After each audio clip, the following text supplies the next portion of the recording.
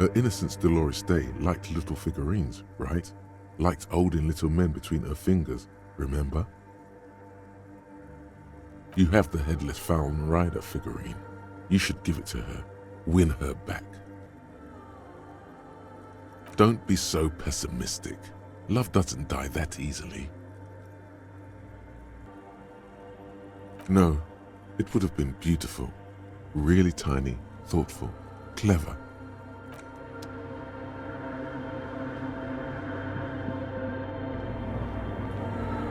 The machine's keyboard is still. The speaker comes to life. Static seeps through the machine's planar magnetic driver. An old lady greets you. Her voice sounds 100 years old. Good afternoon, Fortress Accident on Saint-Brune. This is the East Insulindian Repeater Station 1.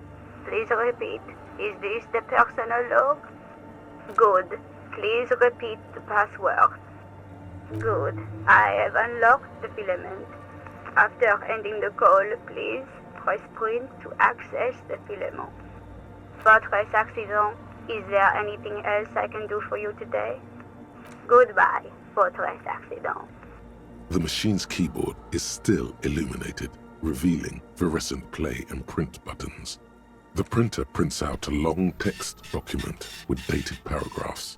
It looks a bit like someone's journal. The first entry, made on the 4th of February, 51, by an unknown author, is short and concise. Arrived at the church. The door was boarded up, so I used the crowbar to get inside. Looks like the place has been deserted. Nothing out of the ordinary, but I'll ask around. Need to figure out how to get the electricity in. The lieutenant leans closer, scouring the printout over your shoulder. Just as you finish reading, he looks up, muttering under his breath.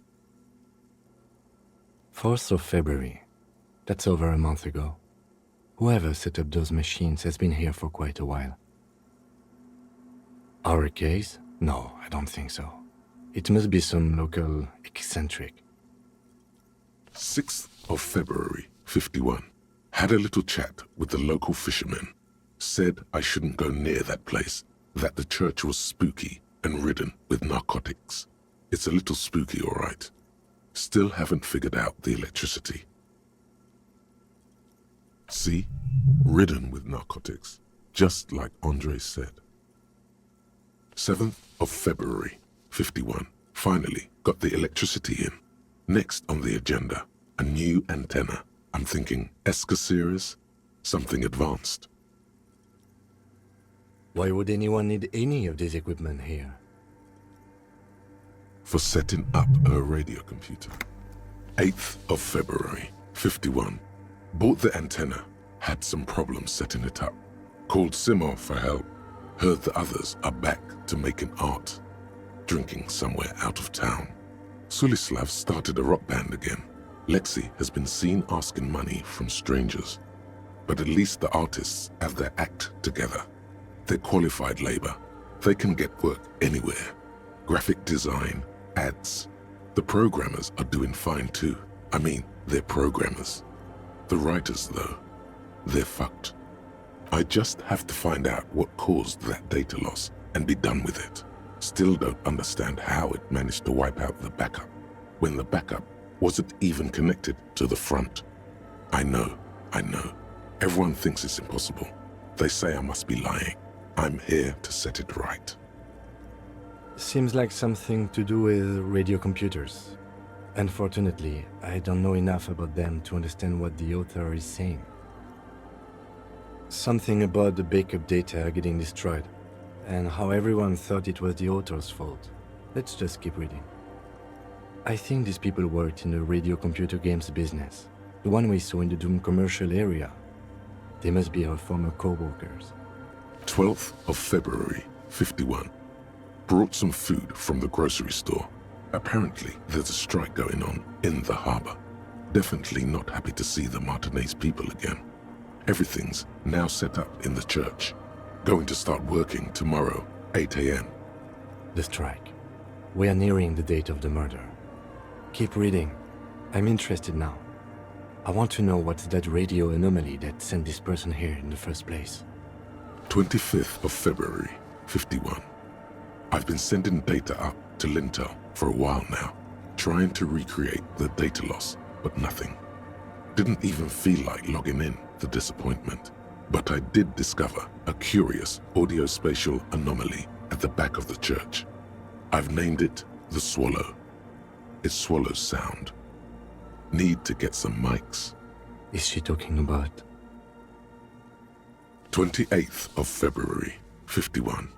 Yes, the first recordings confirm that the Swallow is real and I'm not just losing my mind. It's a pillar of silence with a diameter of approximately 3 meters. Seems like the higher I go, the less I record. This might be a coincidence, or it could be connected to the data loss that led me here. The pillar of silence. She is talking about the silence. Is she suggesting it's more than just an architectural quirk? The lieutenant doesn't answer. He follows your gaze, studying the basins. The water shines in them. No ripples. March 51. Some kind of young disco men have appeared next to the church.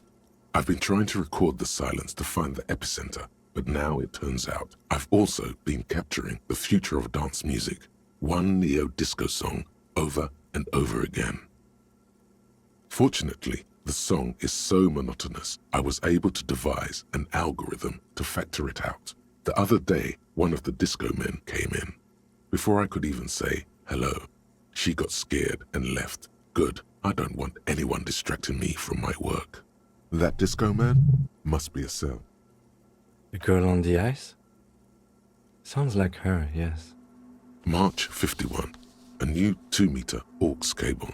Noodles, crackers, ping-ping energy drinks, water, toothpaste, gum. Also, some canned air. Your reading is interrupted by the sound of the church door opening. A strange woman makes straight for the radio computer.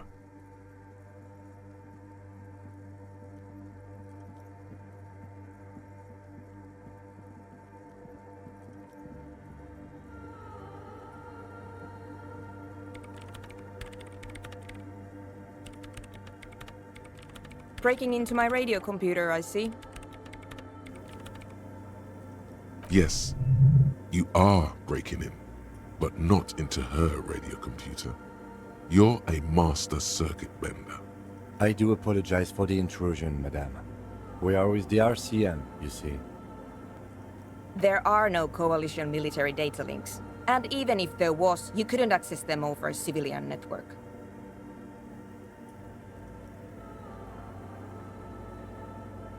That's nonsense. You're just a police officer. Now please give me some room. I need 2 seconds to see that you haven't destroyed anything. We should talk to her after she has rebooted the machine.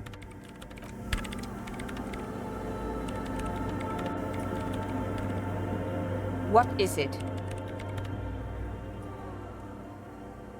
No, you just printed out my personal log and wasted some paper. Yes. Or no, not anymore. That project is dead. She doesn't seem surprised to be recognized. Rather sad. Something passes over her face before she straightens her back. I am Soona Luukkanen-Kilde, the former lead programmer of Fortress Accident and RSA radios. I have over 16 years of programming experience, and I'm proficient in both Vox and Orbis languages. If you're not here to hire me, I don't really know how I can help you. Did she say over 16 years of experience? She must have started programming when she was still a teenager. That still doesn't answer what she's doing in an abandoned church. You really like those questions, don't you? I'm conducting scientific research here. You can't throw me out. I'm looking for the location of a 2mm hole in the world. Wait, what? She's looking for a disruption in the radio waves. That's what her personal log said.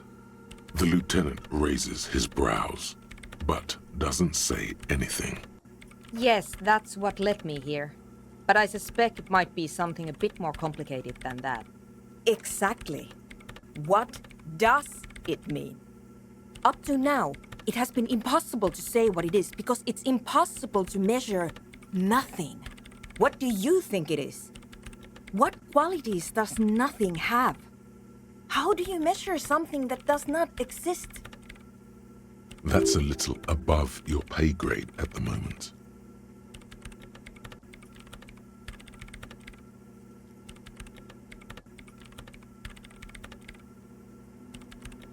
You measure it by its surroundings, by that which does exist, which is what I've been trying to do.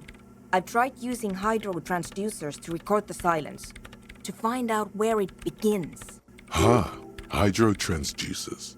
So that's what those water basins are. Devices for recording sound through water. But honestly, it's not progressing very well. Somewhere underneath those roof beams, I assume. Only a faint crisscross of rafters can be made out from the dark. Most of the tower disappearing into the shade. There's this place at the back of the church, a place where all audible vibrations seem to decease. I've named it the Swallow, and the higher you go, the less you record. The Pillar of Silence?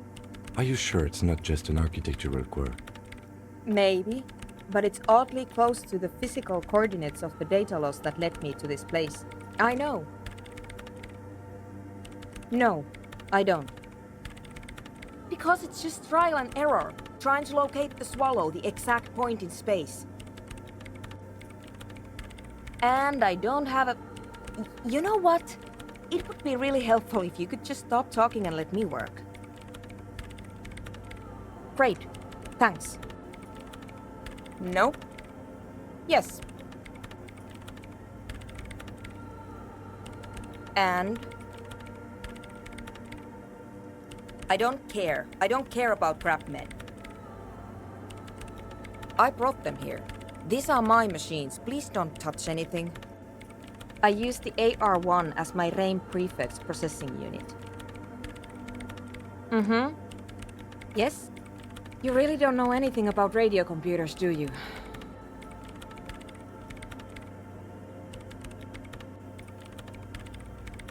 All right.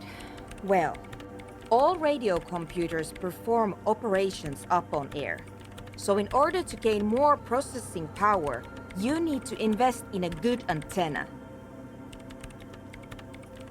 I guess it is. So far I've been quite satisfied with it. Martinez is an unstable region with bad coverage and the operation has been surprisingly stable. But it's not the cheapest one on the market. So I wouldn't recommend it for your regular red tape operations. Fraser 1000 is a foolproof line for civilians. Anyway, you should do some research before you decide to buy anything. Ask around, compare the prices. There are many milieus dedicated to that sort of thing.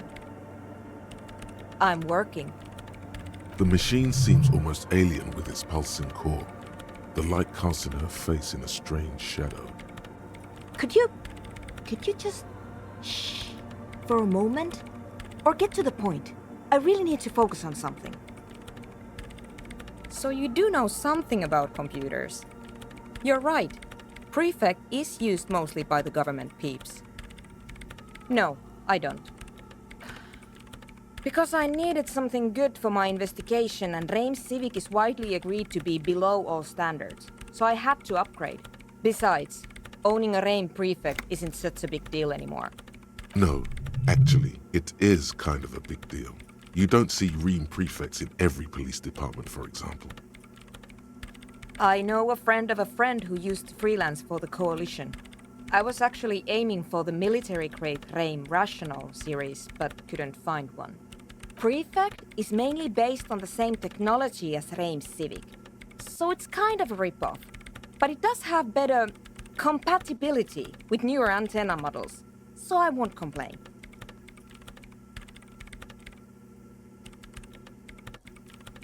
They are connected to my RAIM prefect. Whatever you do, just please don't move them, okay? Thanks. Short and terse. There you have it. Whatever she's using them for, they're hers. Great. The swallow, you mean? Great. Thanks. What? I hate it. I bet she hasn't even heard it. Yeah. Like all the time. My tent neighbors don't really ease up with their partying, do they? Maybe I'd have to be on drugs to get it, but to a sober mind it just sounds like uninspired rug whipping. No idea what it has to do with either dancing or music. This is about those speed freaks in the tent, isn't it? I've got some news for you. It's not a nightclub they want to build here. Take a guess, why don't you?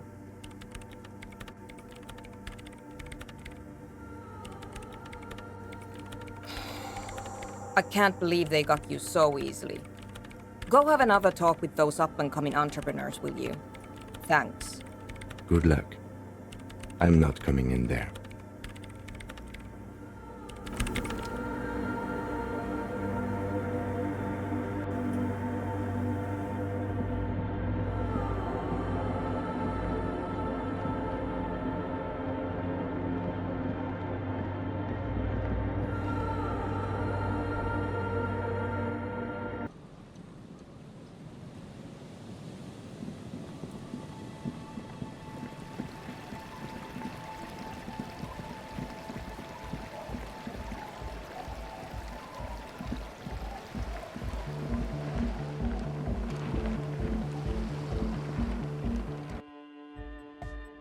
Hi again. So, how are things going? He's a quiet man, mostly communicates through music, and by being a master of ceremonies. You know, a host, a declaimer of slogans. He's a performer, gets the people going. Interesting, sire. A bit like you, then. An MC for short. Well, he's just kinda here. I don't really know how to communicate with him. Yeah, sometimes, when I stumble and find my way into his centre, you have to hear a lot of hardcore to the mega first though. The man smiles mysteriously, choosing to let the beat speak for itself. I get it. He's a puzzle. And? What happened? Oh man! Who is he? What did you think?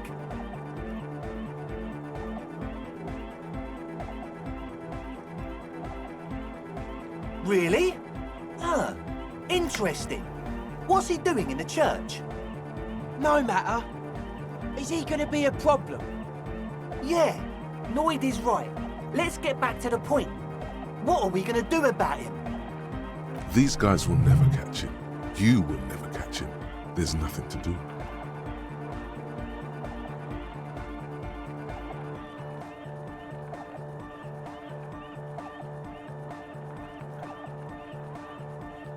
I dunno, man.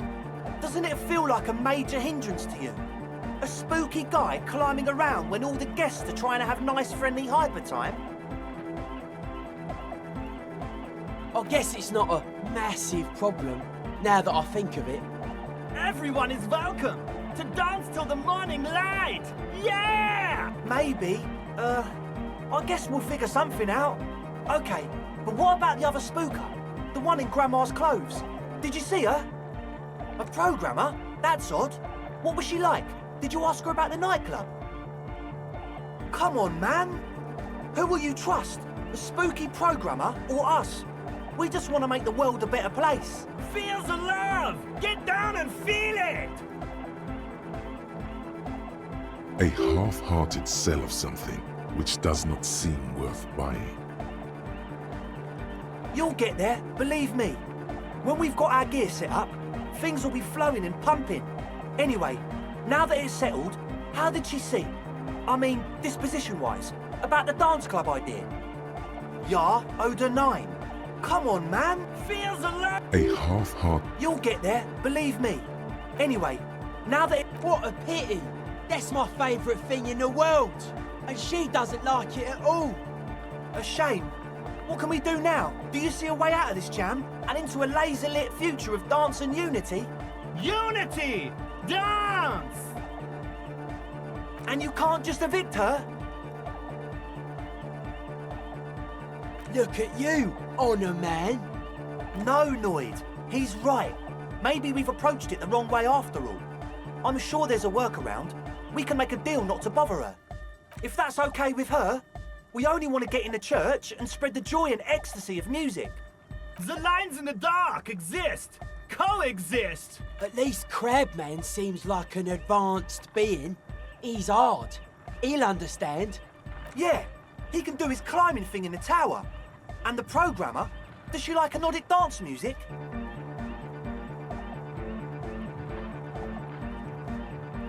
Egghead cannot believe what you just said. It makes him pump the jam a little slower for a moment, but then he returns to the full swing of it. No worries. We'll figure it out. If coexisting fails, you can always muscle her out, right? If it's all okay with you, what do you think? Excellent! Good luck, my friend.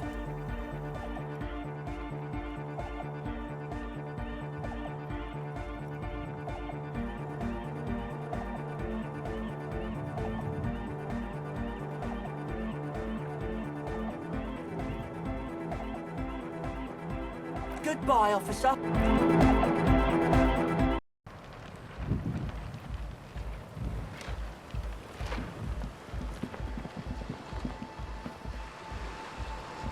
Hello again. My associates? Of course I do. To the cops, Don't know what makes you think. Oh, that. she's less prone to... Go ahead.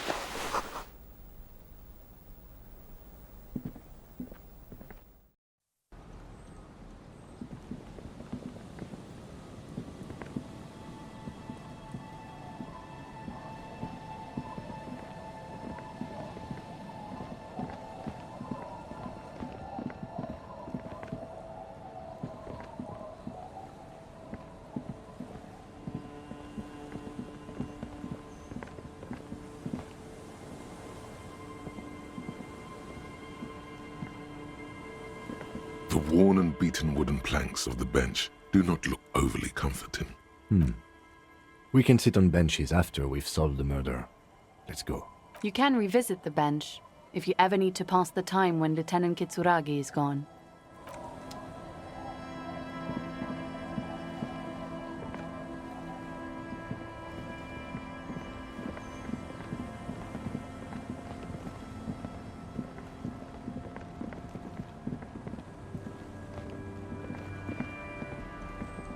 The scruffy-haired little boy kicks a stone.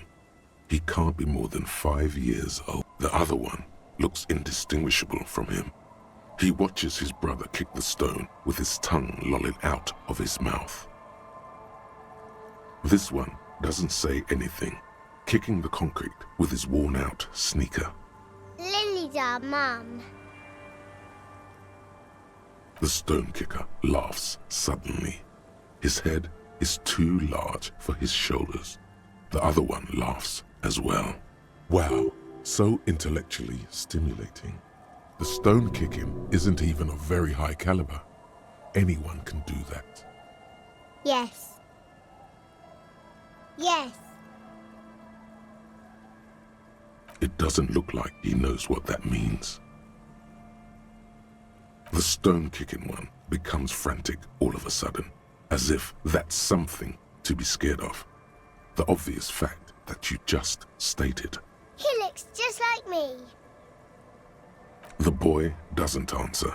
His brother throws another rock.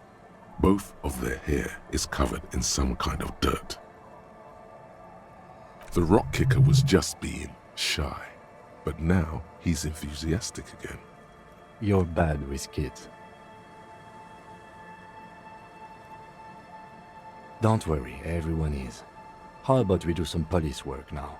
We're not getting anything here.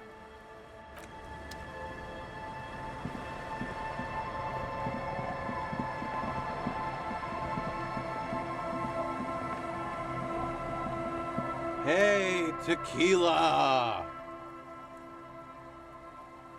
Good to see you. How's business? How's the whole reality situation treating you? So what's happening? Yeah, Tequila Sunset. How are the, high-concept, reality-based adventures proceeding? He says it like it's obviously your name. Like you call someone Billy Brunel or leader of the 4th Street Gang.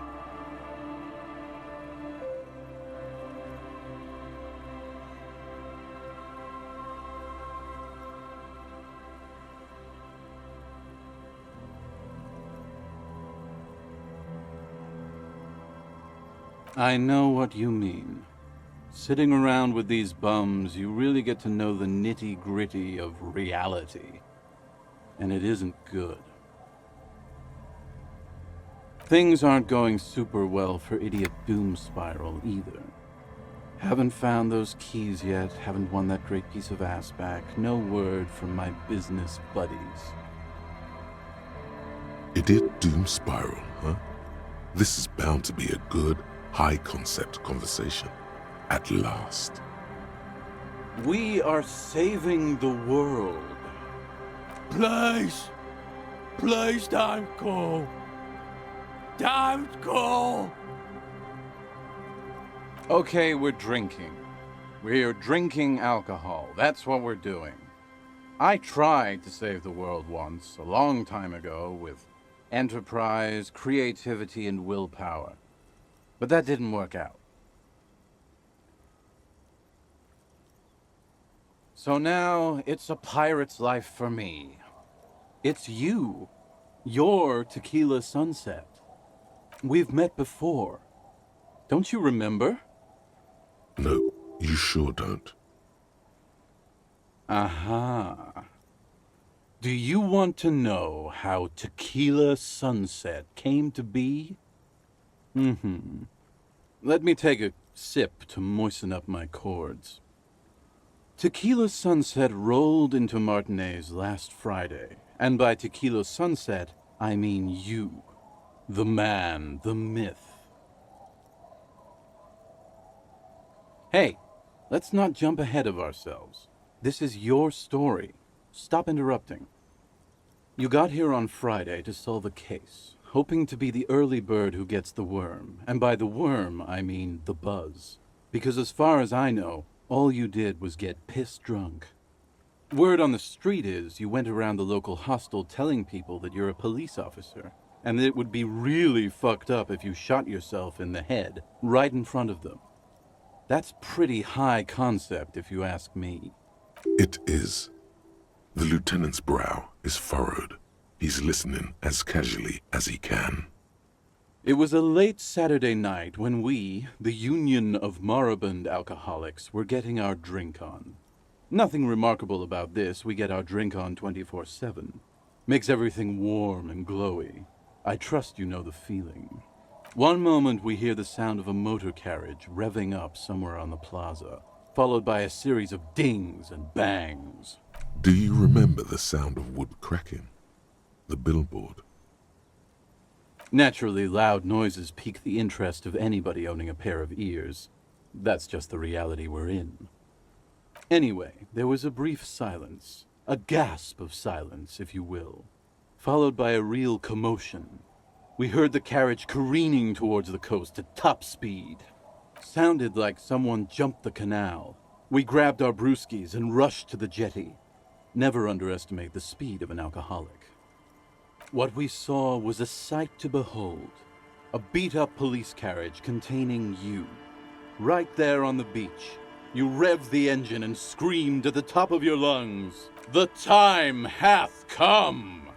So, naturally, being the curious cat I am, I asked what time hath come. To which you replied, "The time hath come for tequila sunset, the end of all things!"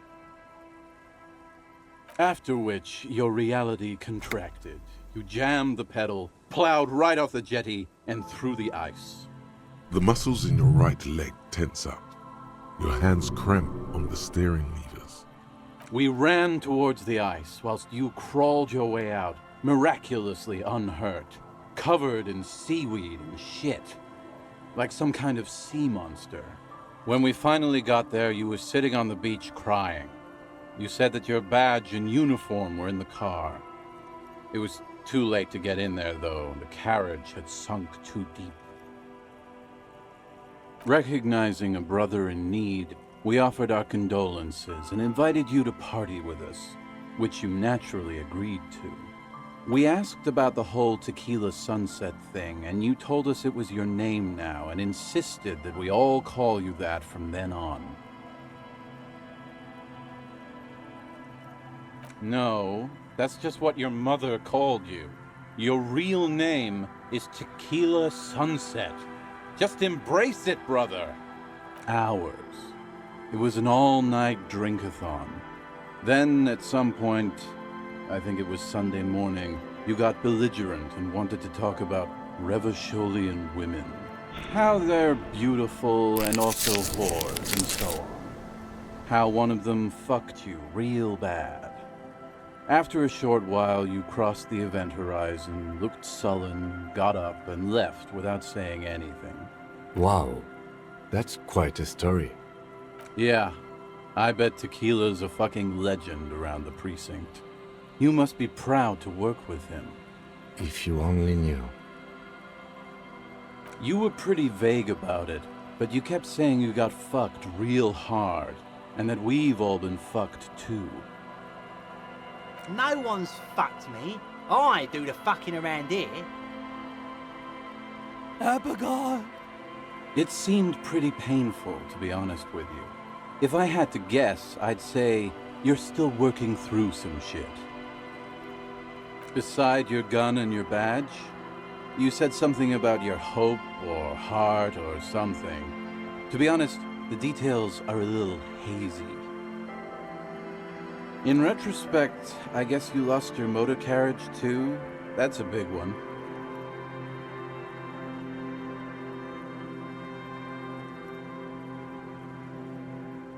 You told us that they were a bunch of fucking losers whose main interest was cramping your style. No specifics, though. It was more about you that night. You were the star of the show. Yeah, you said it was no biggie and that you'd solve it in no time. And that you didn't need anyone to do it. You're doing it solo now. A lot of cops go solo and hermit once they reach that level of alcoholism. Yeah, you said that it was okay that you crashed your carriage because the spectral hand of the market was guiding you. This was before you started talking about how the Pinkies were always trying to fuck you. You kept apologizing for being such a bad cop and for the damage you've inflicted on everyone around you. You also kept pausing to knock the heel of your hand against your temples, saying, "Stupid, stupid, stupid." It's a hard thing for a man to confront his past. That's why I avoid mine at all costs. Whoop-de-doo. So now I'm a fucking storyteller. Right, why not? Better than a beach bum. It depends, really. Are you willing to help me out? You might get scammed here. No, the reality of the situation requires a rather modest contribution. A little motivational package. Booze! Did you already forget our party? The thing I relayed to you earlier. So, have you got anything for good old idiot Doom Spiral? A bottle for a story. Seems fair to me. Interesting. Ah, this is what they use to keep the working men going. Hey, Spiral Boy, you gonna share that? Don't call Abigail! Shut up, guys. I'm telling a story here. Something happened to you. Something happened to me, too. My actual name is George, but around here, you already know. I was once a reasonably high net worth individual, a founder/junior partner at a high concept creative services agency. When my story begins, I had just landed a major contract with an insurance firm. I used the profits from my agency to finance what I called a cultural incubator. Abstract value generation, value per person, high concept stuff. I developed the paradigm, worked within the paradigm, but the burden of leadership weighed heavily on me. So I went jogging every so often to keep myself sane. 22 full-time employees, an all-star team, a potentially historical set of individuals. Worrying about them often kept me up well into the morning hours. It did. With my trusty Sansarique tracksuit, I felt like I could conquer the world. But now dreams are worn thin, much like my tracksuit. One day I left on my evening run. As you may know, it's impossible to clear your head when you're distracted by the sound of keys jangling in your pockets.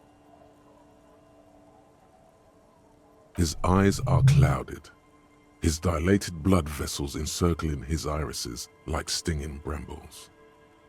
His eyes are your eyes. So I removed the key ring and put the keys for the front gate and the apartment into different pockets to stop the jangling, you see. At least, that was the plan. I was halfway done with my usual lap when it started to rain. The reality situation became very wet, very quickly. Wet, okay? It was raining really hard. I made my way back home and discovered that I didn't have the key to the front gate. I'd mixed it up with the key to the letterbox, which was useless. Naturally, the situation required me to climb over the gate, which I did. There was no climbing down because I slipped and landed on my ass. Ouch, indeed. Reality was looking rather grim just then. Me lying on my ass in a mud pit in the middle of a heavy shower. But when life knocked me down, I always got up. So I made my way across the yard. Standing in front of my apartment door, fumbling with my pockets, I realized that I'd also forgotten my apartment key. I wish I were, Tequila. I wish I were. Instead of my apartment key, I'd taken the key to the office.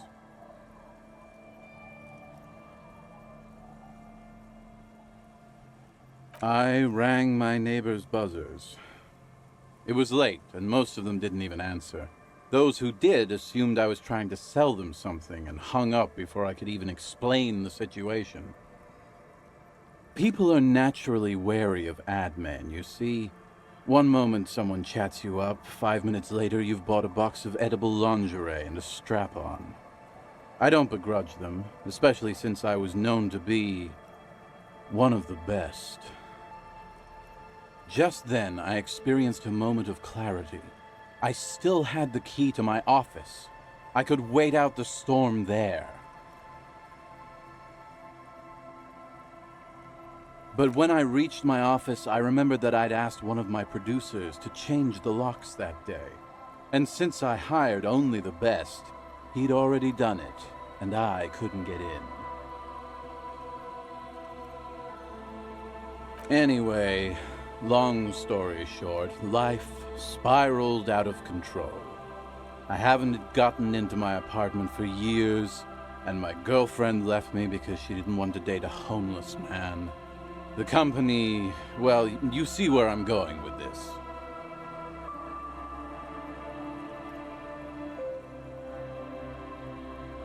So, now you've heard my tragic tale. What do you think? Like nothing you've ever heard, huh?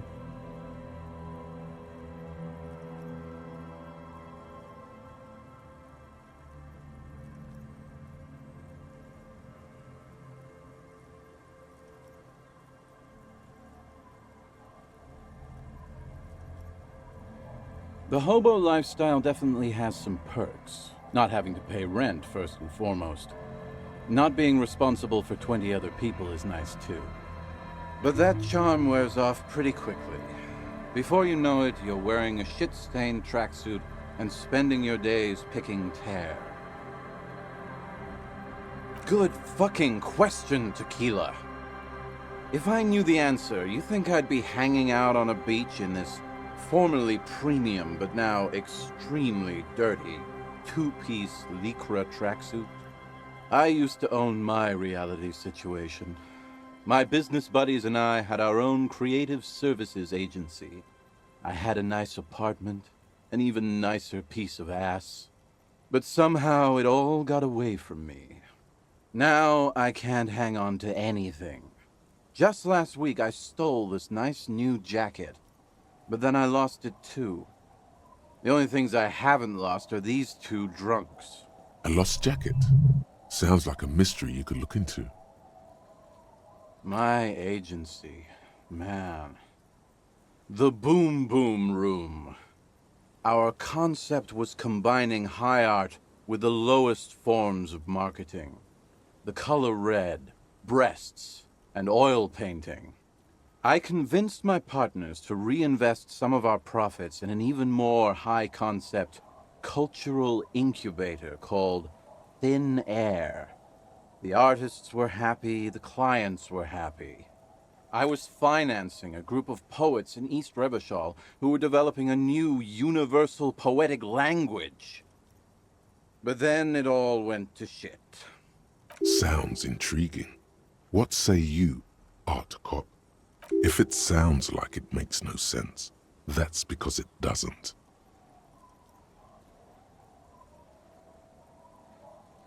Well, you know, sex sells. That's the first rule of advertising.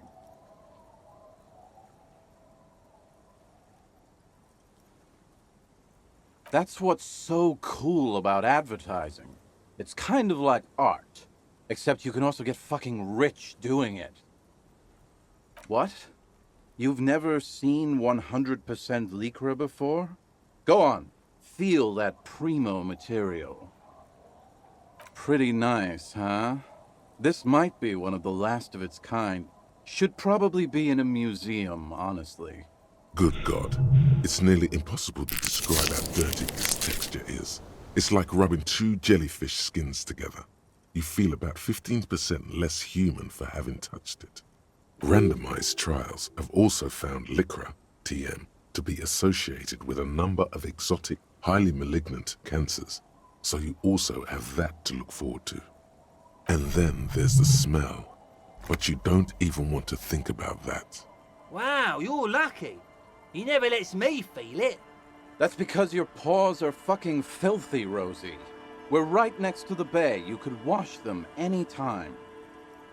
My fellow members of the Union of Moribund Alcoholics, they're exactly what they look like. Hey, tequila! You want to buy some speed? Shut the fuck up, Rosemary. He's a cop, remember? I thought he was a cool cop. Don't call Abigail.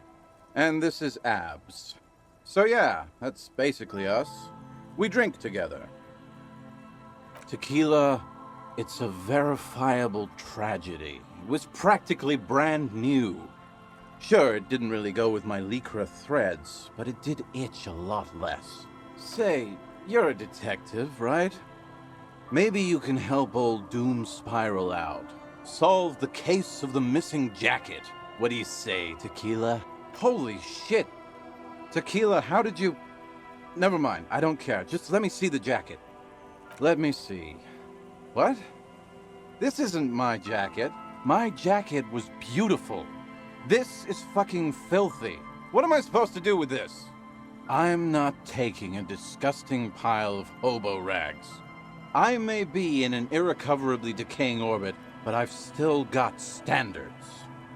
Either bring it back the way it was before, or find a dumpster to burn it in. You know, despite the guano, it looks like the jacket itself is stain resistant. It may just need a good scrubbing.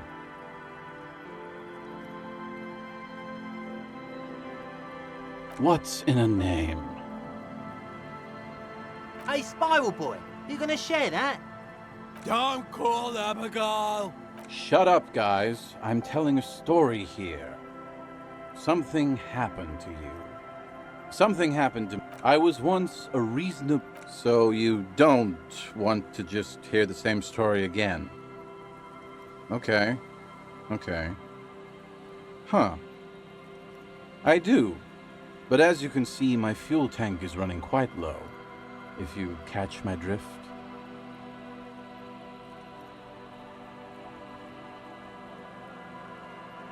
Then I can't keep on telling the stories.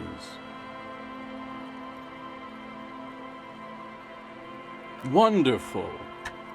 Then I can't keep on telling the stories. You too.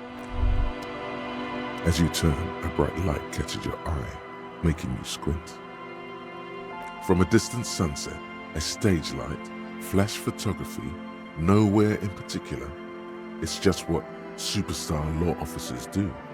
They squint at lights, and they solve shit. What are you, deaf? They're perfect, like rock star politician and drug addict teacher. Embrace the superstardom you've worked so hard to establish. Yeah, you have. You're a big dick cop, Dick Mullen, Salem Rocky Bayi, badass on-the-edge disco cop. Time to recede into a ludicrous fantasy world. Here we go. Camera, lights.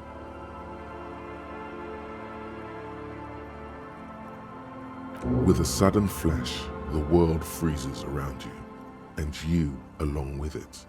In an iconic monochrome solution, a black silhouette against a rasterized orange world. It's on.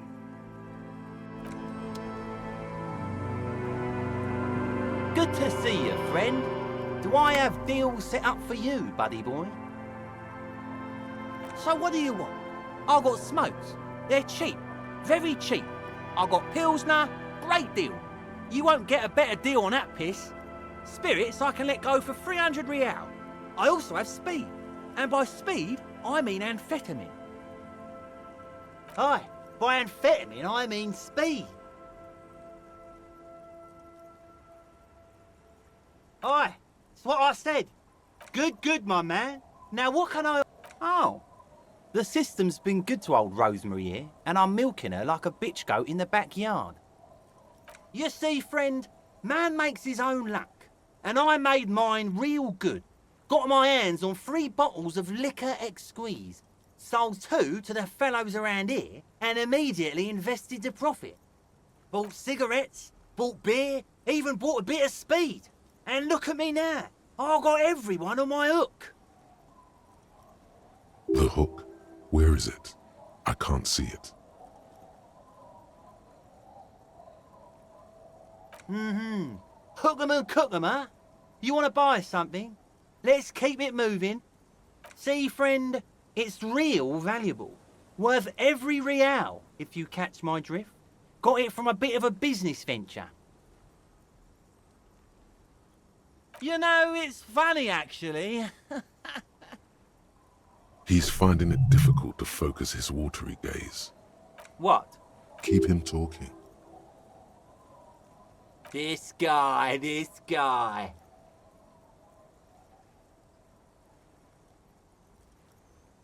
Oh, this is medicinal spirits. The good stuff. Got it from the doctor's office.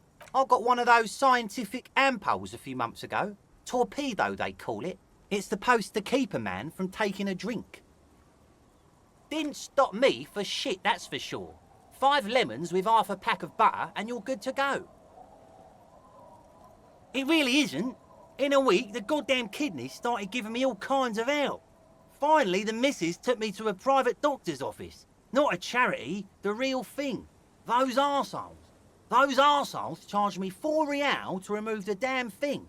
But I came out on top after all.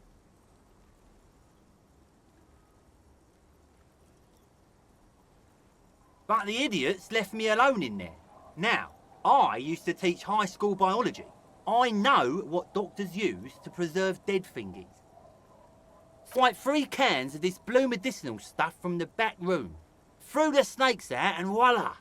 What's left is this beautiful blue stuff. 98.7% almost pure alcohol. 2 I already sold to these fine gentlemen here. But this last one is yours for 3 real, if you want it. Don't say it.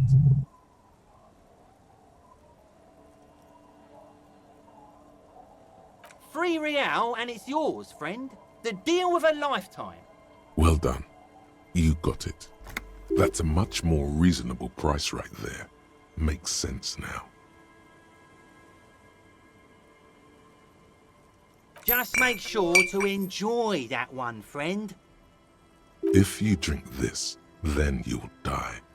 That's a fact. And that's why we're going to save you from yourself and store this as a sellable item. Go sell it at the pawn shop for a profit. Here you go, friend. That is unhygienic and dangerous, and it does not endear you to me. Just wanted to make that clear, okay? Unhygienic. This stuff is very hygienic. Anything else? In the civilized world, it's a custom to tip the shopkeep, friend. But come back anyway.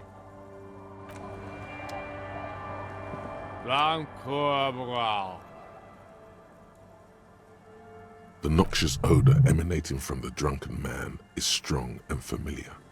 Don't you call her? Yeah! Don't call Abigail! Abigail. Don't you fucking call Abigail. You're not going to get anything out of this guy. He's too drunk. Don't call Abigail! The man hiccups, then mumbles something unintelligible.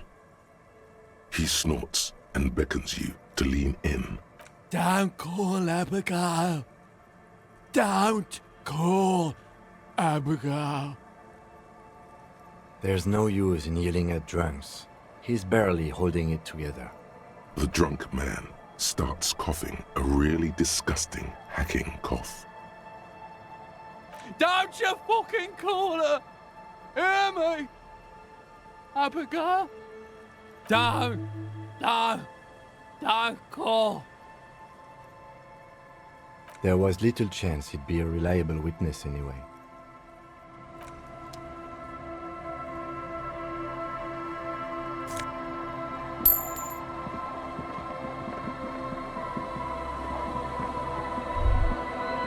A drop in temperature, an easy flow of air, an empty street, before you, a thoroughfare unjammed with lorries. No more drivers smoking on hitch steps. Just silence. Chemically sweetened, across the road, a forgotten bus stop. Corrosion has opened a hole in its roof. An elm tree watches over the building. Its branches are dripping with rain and snow. The road is smooth and motley, craters filled with a black asphalt. The asphalt, first laid, is grey already. A row of tenements are under construction in the distance. A tub warm with water, white with soap. A man bathes while radio waves transmit the lottery numbers. 4, 18, 21, 4, 1. A modern washing machine rattles a drawer full of silverware. Number 312D. Young girls used to come here, huddled up, hoping for more warmth than their thin coats give them. The bus took them to school. It has not run for 8 years. There were not enough girls to sustain its cost. Craters pocked the surface. Children played in them until heavy trucks full of black pitch rolled in. The landowners have filled the craters with money. It is a vital artery of the flow of trade. There's one bump on the road. A dead dog lies flat about 200 paces away, right at the turn. Tragedy comes from the wheels of a fast RCM vehicle, hurrying to work. The cold washes over you. The sound of the sea has grown distant. The wind moves the aerosol. A detective stands behind the boom barrier. A breeze moves a curl of his hair.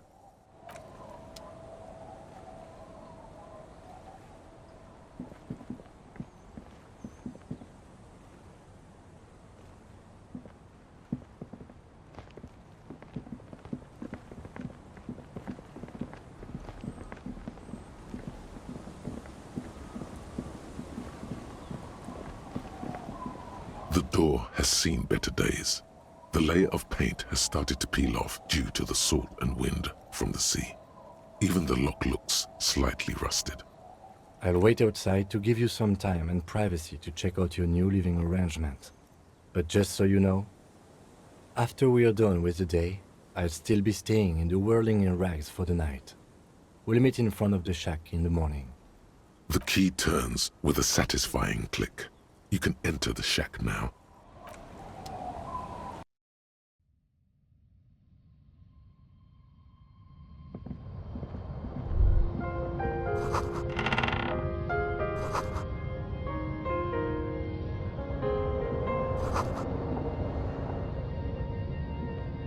On the table, you see a bowl of water, a rough soap, and next to it, a small hand mirror. A straight razor soaks inside the wash basin. The water reflects back a vague image of your face. Nose bulbous and red, hair unkempt, wrinkles lining the eyes and forehead. The stash is gigantic. You'll be looking like a pansy without the chops. A fucking pansy. A fresh start looms ahead. Clean yourself up and be born anew.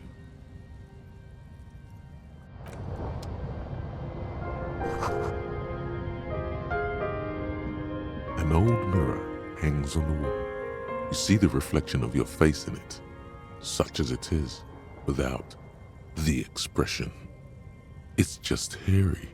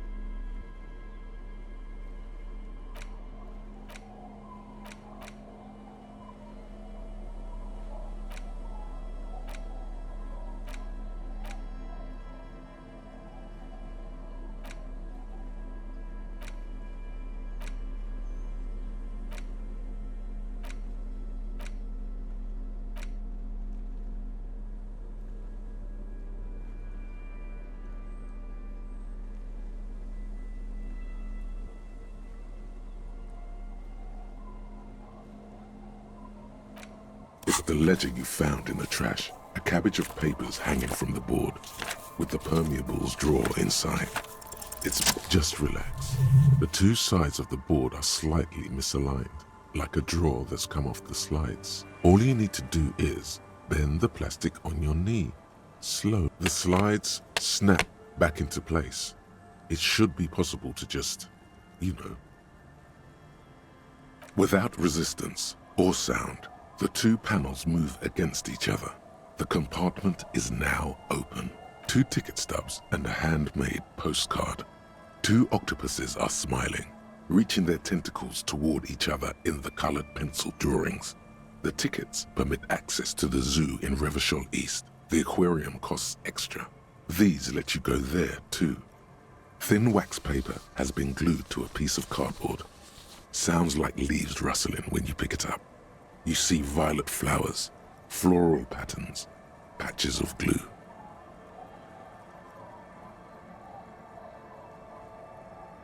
It smells of chewing gum, apricot flavored, a touch of cinnamon, the end of summer. You think the label says tutti frutti. Familiar handwriting lines the inside of the card, looped, round letters in a woman's hand. A young woman in her 20s. There is care, effort, and a smile, you think. Although that is not something you can read from someone's handwriting.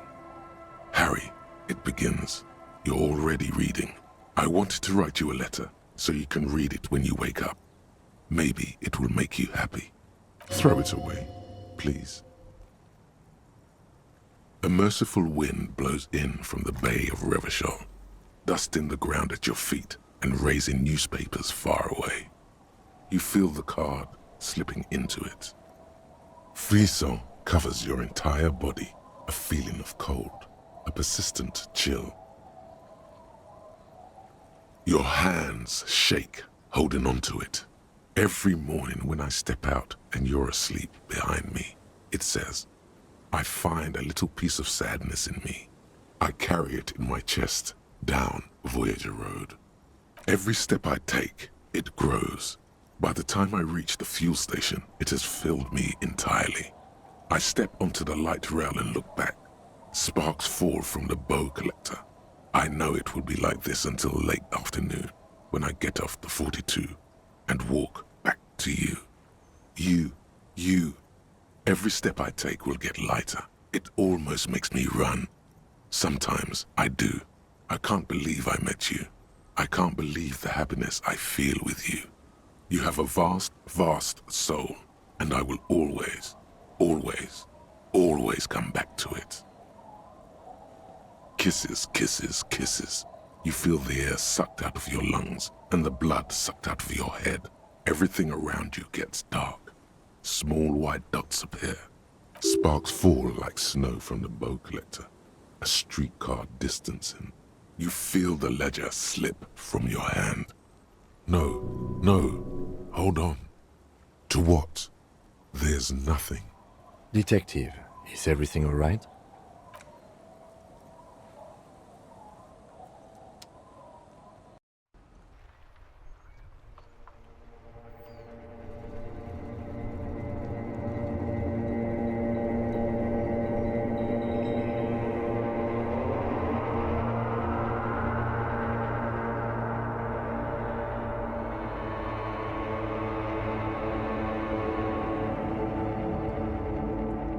There is nothing.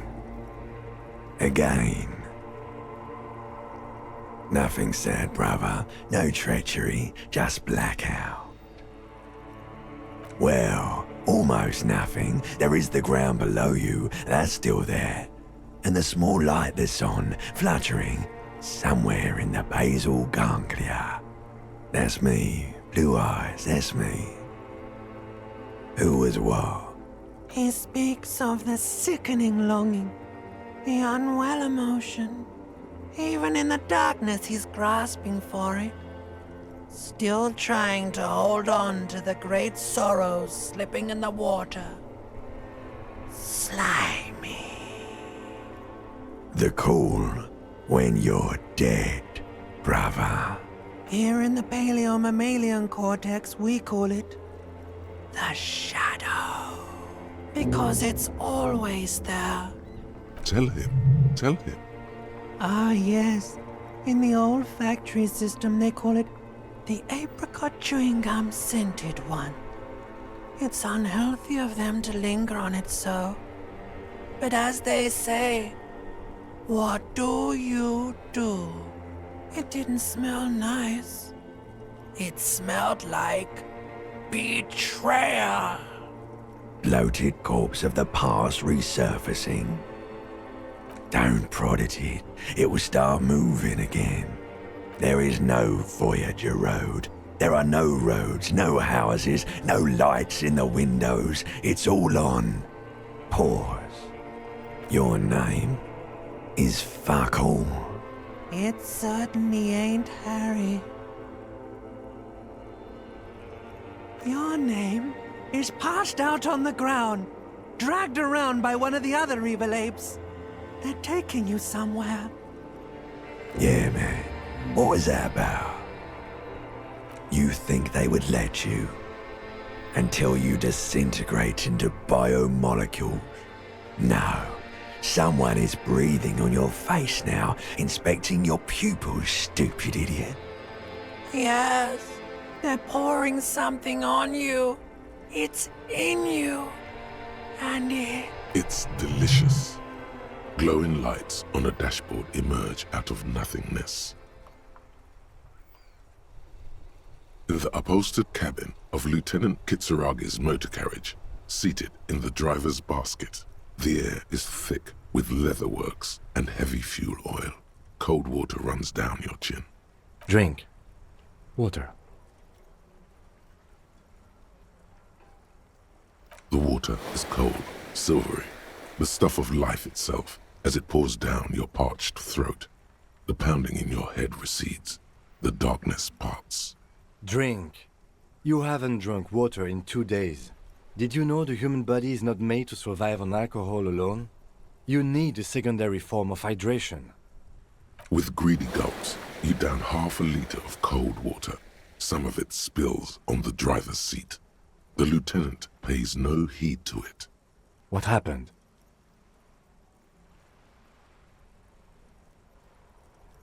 That does sometimes happen. He replies with such understanding, it's as if the burnt-out ruins of the past were an occupational hazard.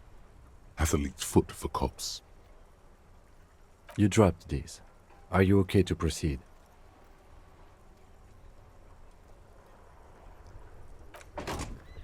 Good.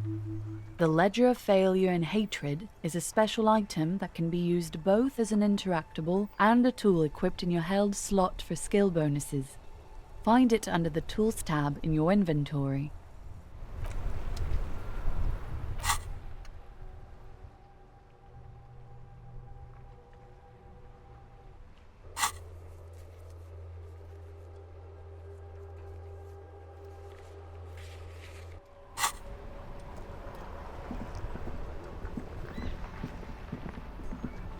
Inside, you see a set of steering levers, a radio microphone.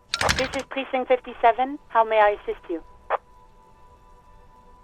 Still no word, I'm afraid, sir. I know it must be frustrating. Was there anything else you wanted to ask? I'm afraid they're closed. It says here that the library is open from 10 a.m. to 6 p.m. We should try again during business hours. Anything else, Detective?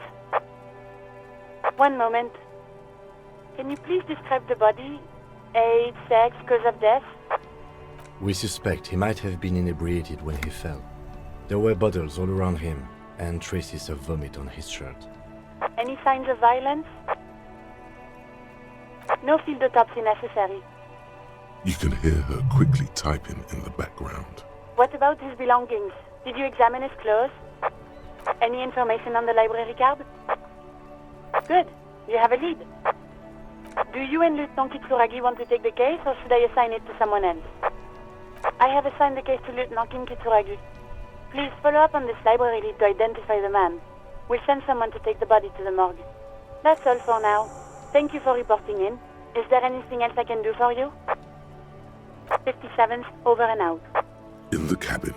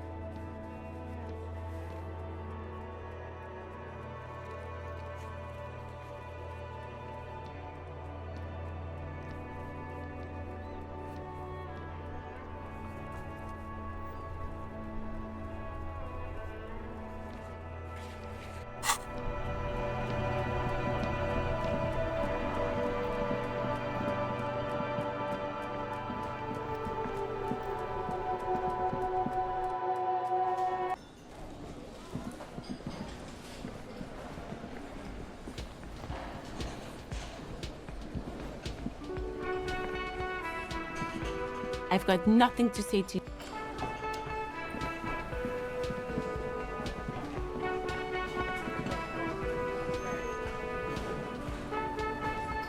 Oh, hello, dear. There you are again. there's really no point in manipulating anyone. She'd be only too pleased to tell you about her work. Go on and ask. Oh, I'd be delighted. Truth be told, I could really use the company too. One cryptid, not a couple. One.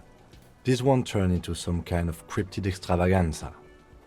He nods and assumes a waiting posture. Ooh, tough choice there.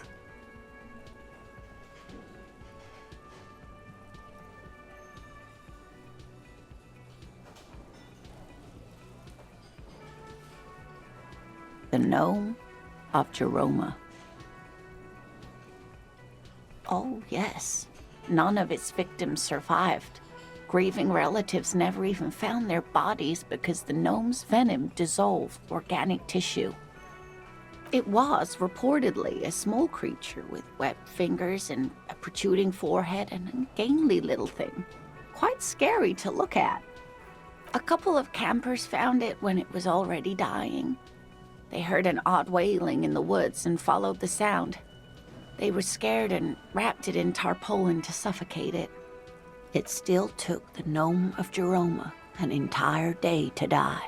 If the body of the creature was found, why aren't there detailed illustrations of it in science textbooks, confirming the existence of this very little species? Alas, the first scientist who got his hands on the creature's corpse put it in a jar of formaldehyde, thinking that would detoxify the gnome's venom. Instead, all the venom leaked out of the creature's teeth and into the surrounding liquid, dissolving the creature itself. A poetic end, perhaps, but a real loss for science. Alas, always alas, and then it was gone.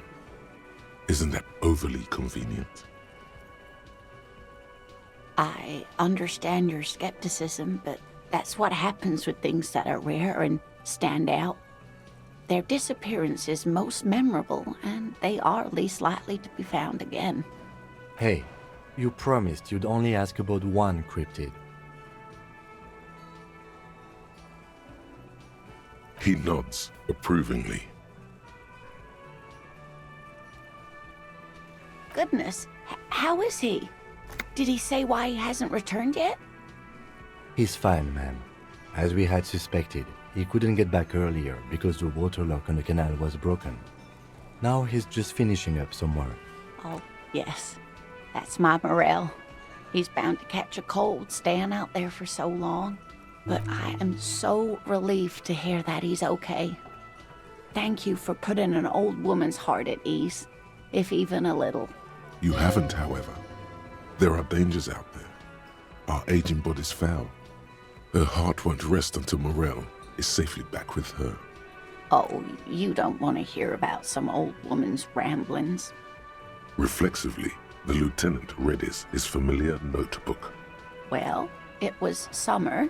I was building a racing track out of sand on the beach near a tall stand of reeds. quite a tall one, many times my height I remember, when all of a sudden... I'm getting ahead of myself.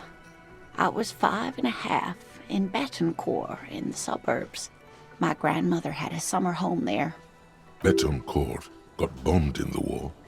It used to be quite near, circa 20 kilometers from here. The strangest moment of my life.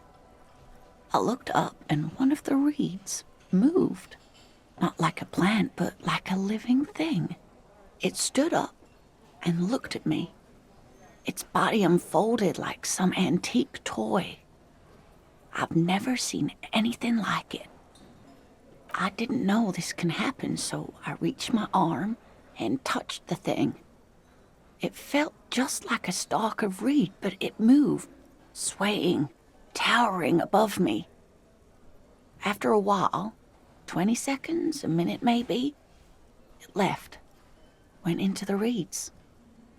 I tried, but I was only a child.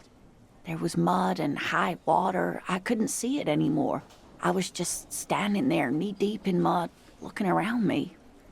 I ran back home to my grandmother and asked her if reeds could walk, and told her they were looking at me. Of course, she just laughed at me, but I knew what I'd seen.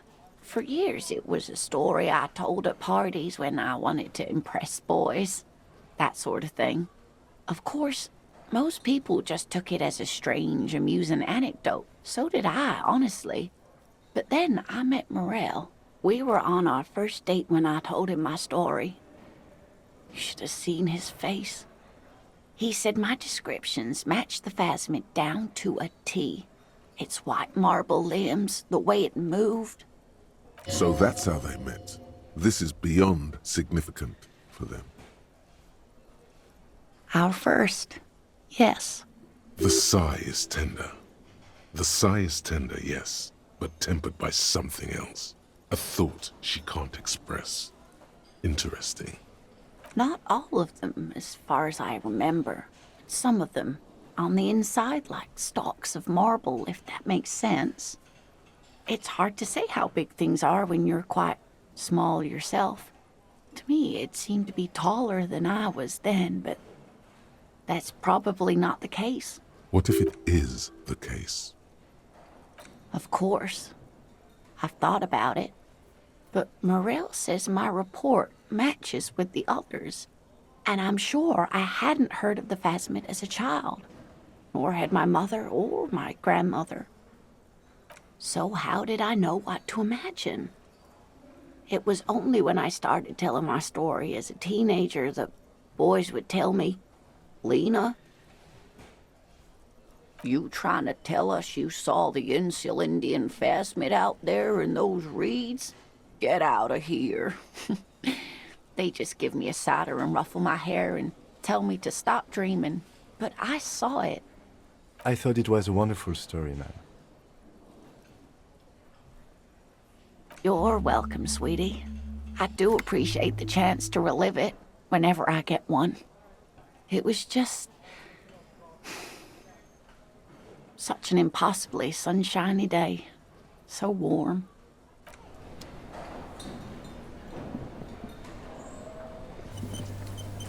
Can I help you? What is this thing?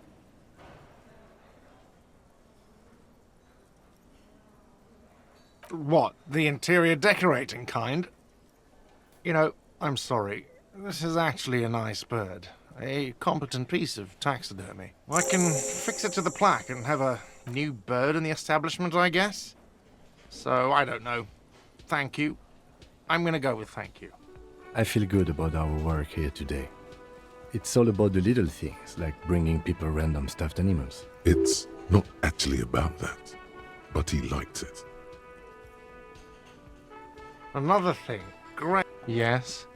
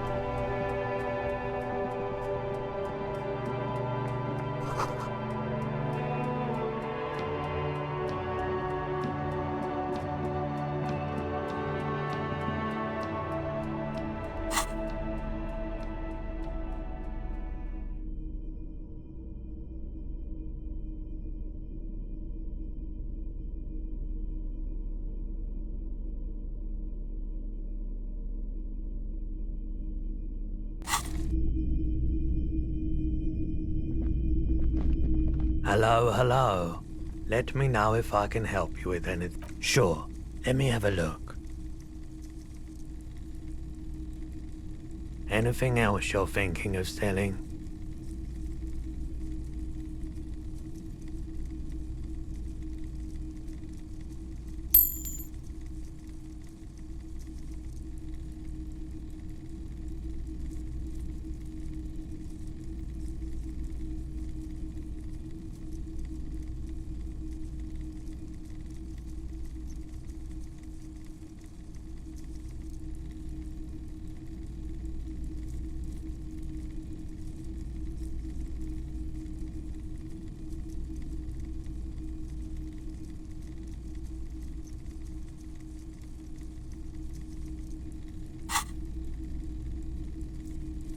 I'm not purchasing any more clothing at the moment. Another time, perhaps.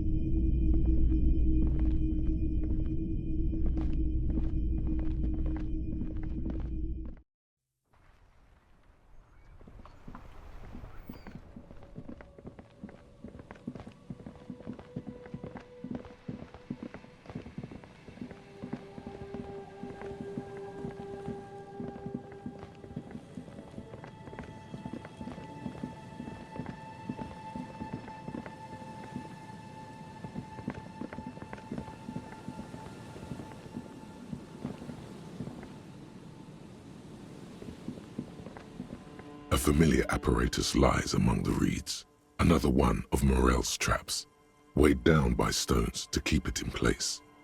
The reeds bend forlornly toward the sand.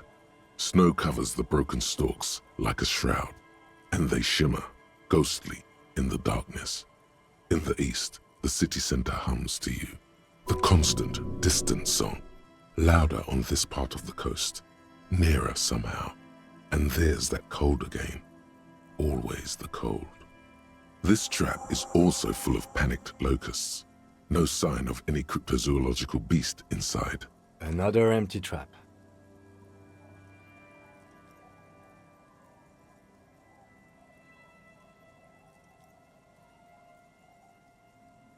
Of course. Noted.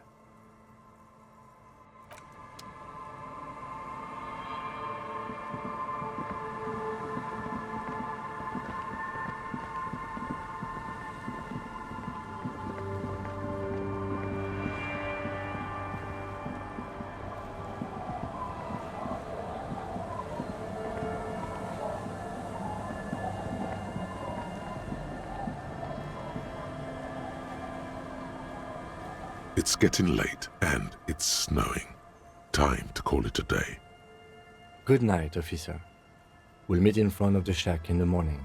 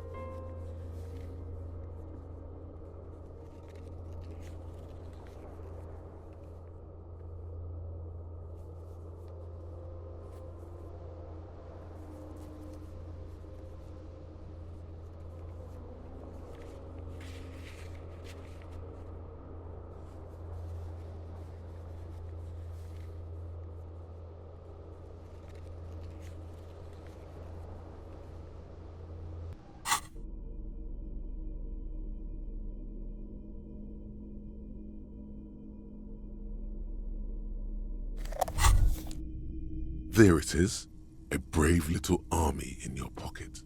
The 1st Smokes platoon. 20 brave souls standing in salute, ready to step into fire for you, sir. You picked the best one. This soldier is fat and succulent. What are you waiting for? Light up. Re-become yourself.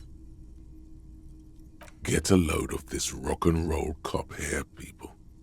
Johnny Thundercop fishes a cheap lighter out of his pants. With a flick of the thumb, there's fire. A primal satisfaction. Here we go. The lighter's dark green disposable plastic. Safety's off. In your case, the safety is always off. Repercussions. There's a high risk of glory, with a mild chance, cool genius. Smoking makes you into an intellectual. Everybody knows that. It will help you concentrate a bit. That much is true. Thick, warm smoke gets sucked down into your lungs. Immediately, you feel a warm nostalgia fill your head, body, and soul. A nostalgia for yourself. The man you were in your youth. Johnny Thundercop is back, and he's chill as balls. In the bottom right corner of the screen, there's a cigarettes button. Cigarettes gives +1 to intellect skills. Logic, rhetoric, conceptualization, visual calculus, encyclopedia, and drama. This is good before a white check, but damages your health.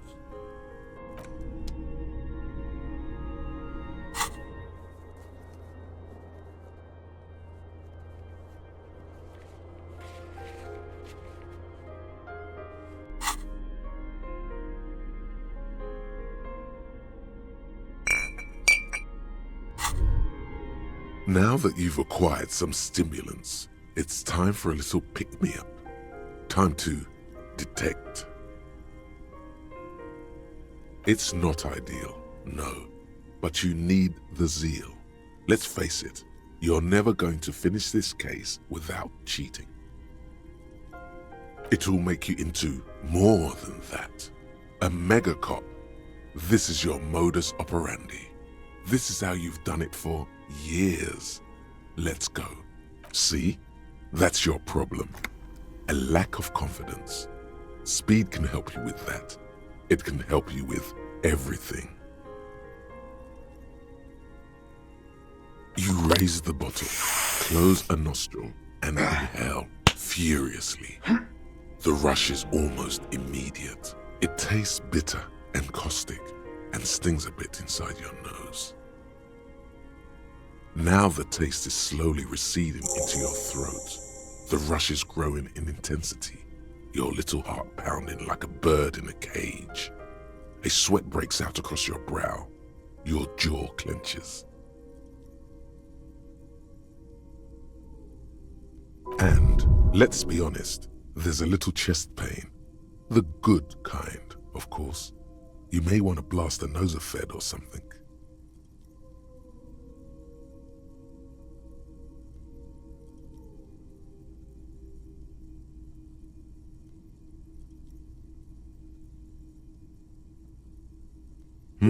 You could work with this high. Like, literally work. Solve the case. File some papers. Maybe clean up your hostel room. Then solve another case. Then start a side investigation into the paranatural. Then build a radio computer. Whoa, this shit is strong. This shit is disco.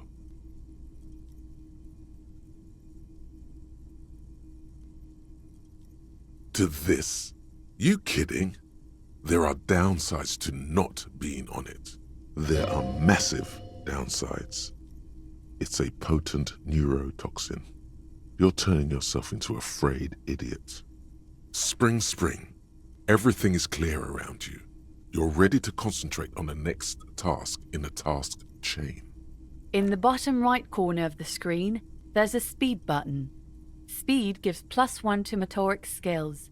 Perception, reaction speed, hand-eye coordination, savoir-faire, interfacing, and composure.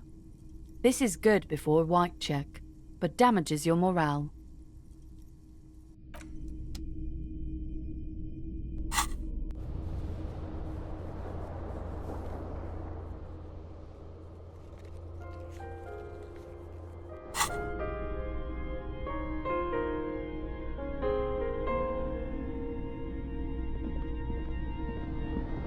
The bed is comforting, if a bit run down.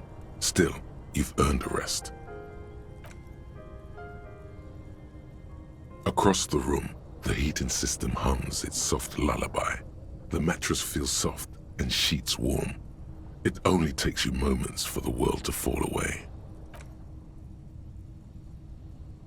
Thoughts, baby. A million little lights in the dark. You're one fine instrument, brother. All those faces and all those names. All that laughter and screaming and scheming around. Every corner and every street.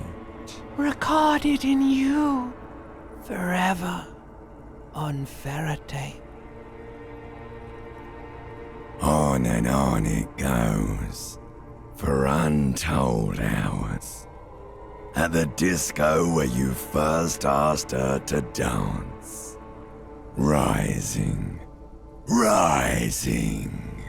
Above the dark curvature, the great wingspan of sleep. Studded with stars. Behold, there are millions of them down there. The first time, the last time, the smoke in her mouth, the plotted flowers, the faces turning, changing. It's the world, Harry boy, and you're made of it. Every day you're out there, you make more of yourself from it. I'm afraid you can't be unmade now. You can never forget this shit.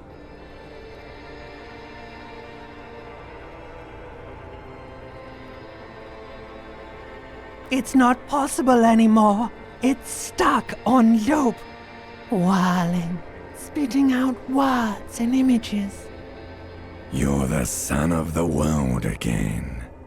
Harrister, a ceaseless agent, picking up litter and old newspapers, collecting your little bubblegum wrappers and idiotic picture postcards. Meaningless, meaningless keepsakes. Reading your awful letters and recalling things, aren't you? The endless names of the world. An address book you are. The map of a city. You'll go insane if you keep going like this. One more day, and you'll be in the loony bin. I just know you will. And for what, brother man? For the money, baby. For the greater good. For Revachol. Always and only Revachol. Solving your little crossword puzzles. Doing your tasks. Crossing names off lists. Trying to become some sort of world detector. It won't make it okay. It won't put smoke back in her mouth.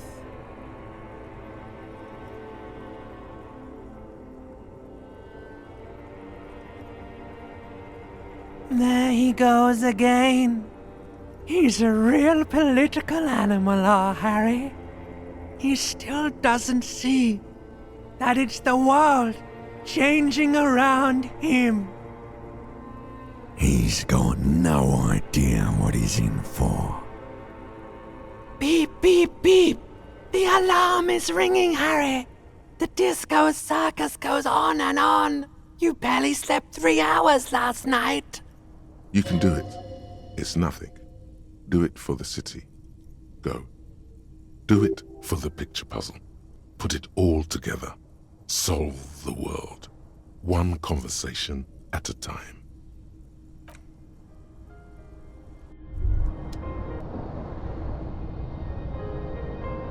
Good. You're up. Listen, there's something that's been bothering you for a few days now. It's a suspicion, or a feeling really, that things are not quite in hand around here. An earth-shattering deduction from your psyche.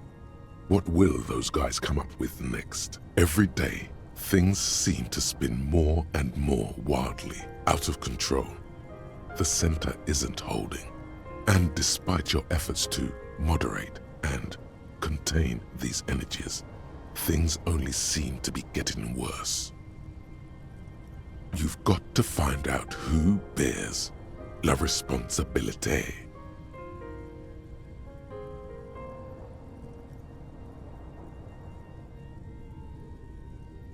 The most awesome, terrible thing. It is human nature to crave la responsabilité and to deny it. That's why it must be distributed across many different organizations, agencies, offices, and portfolios. Harry, you're thinking about this too narrowly. La responsabilité isn't concerned with trivial questions like who killed who. It's about the real issues, the human welfare index, the price of staple goods, the transition to real democracy. Whoa.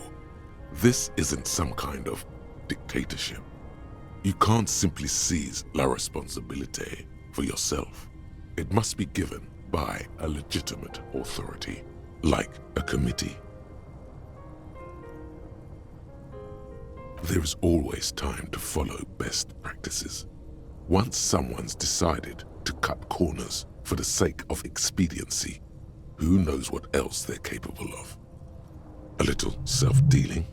Only the most even-keeled minds.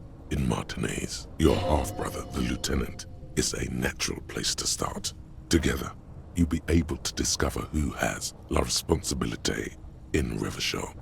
And, if necessary, you'll have the wisdom and expertise to assign it among yourselves.